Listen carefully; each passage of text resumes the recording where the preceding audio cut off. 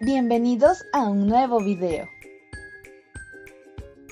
Hoy aprenderemos sobre la independencia del actual Ecuador. Empecemos. Movimientos americanos. Durante la época de 1812 y 1820 se vivió cierta calma en la audiencia de Quito, aunque en otros lugares del continente se crearon juntas que las autoridades españolas no pudieron derrotar. Se creó una guerra que se intensificó cuando Fernando VII recuperó el trono, desconoció la Constitución de Cádiz e intentó volver a las colonias a la situación anterior. Las posiciones cambiaron y predominó la idea de formar repúblicas independientes. Las juntas de Buenos Aires y Caracas formaron ejércitos que resistieron y lograron éxitos militares. Desde el sur avanzaron al Perú las fuerzas rioplatenses y chilenas, dirigidas por José de San Martín.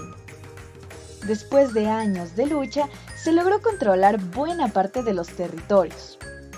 Y en 1819, Venezuela y Nueva Granada formaron la República de Colombia, cuyo primer presidente fue Simón Bolívar. La independencia de Guayaquil. Aunque Guayaquil permaneció leal a la corona española y se opuso a la Revolución de Quito, años después maduraron en el puerto posturas favorables a la independencia. A finales de la segunda década del siglo XIX, ya habían triunfado las fuerzas independentistas en varios lugares de Sudamérica con los que Guayaquil comerciaba. Es así que los españoles habían perdido el dominio de las vías marítimas, que estaban controladas por marineros ingleses al servicio de la independencia del Cono Sur. Para un puerto activo como Guayaquil, esos fueron cambios importantes. La llegada de 3 militares venezolanos al puerto fue la ocasión para que el pueblo guayaquileño decidiera declarar la independencia de España el 9 de octubre de 1820. José Joaquín de Olmedo fue la gran figura del pronunciamiento. A su lado estuvieron Febres Cordero, el jefe militar, Escobedo, Jimena, Roca y Espantoso, que formaron parte de las juntas que se sucedieron en el mando. Guayaquil sirvió como ejemplo e impulso de varios movimientos en el interior, el más importante, Cuenca, que proclamó su independencia el 3 de noviembre del mismo año 1820. Las campañas de la Sierra. Entre las primeras acciones de Guayaquil independiente estuvo el intentar liberar al resto de la audiencia de Quito.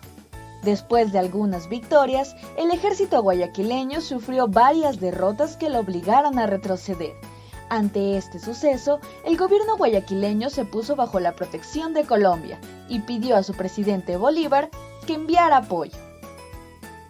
El general Antonio José de Sucre llegó a Guayaquil con una fuerza colombiana de apoyo y empezó a organizar un ejército, al que se sumaron fuerzas enviadas desde el sur por San Martín.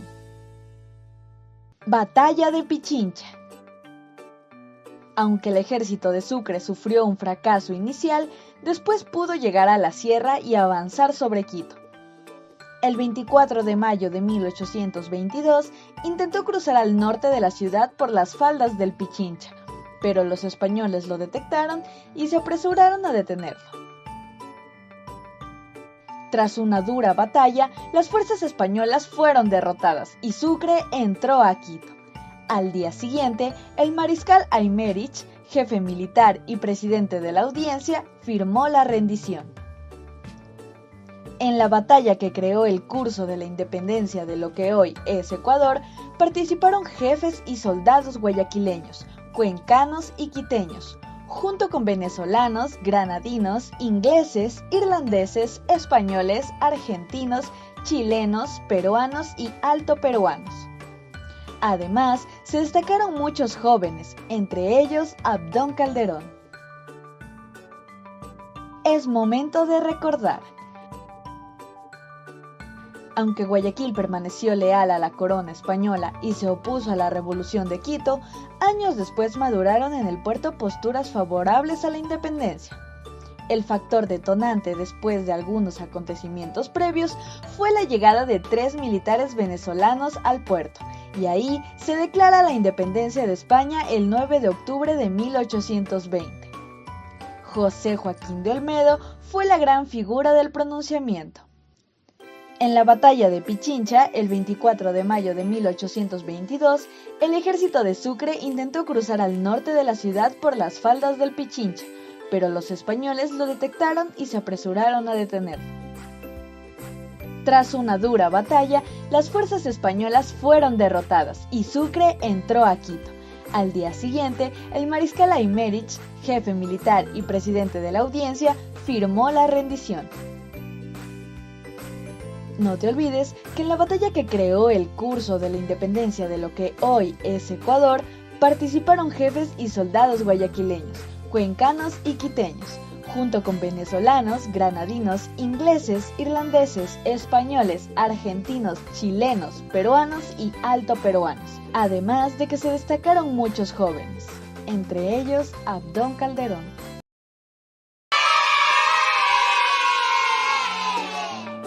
No era tan difícil, ¿verdad? Y recuerda que la mejor forma de aprender es leer. Chao, chao. Y no te olvides de lavarte las manos.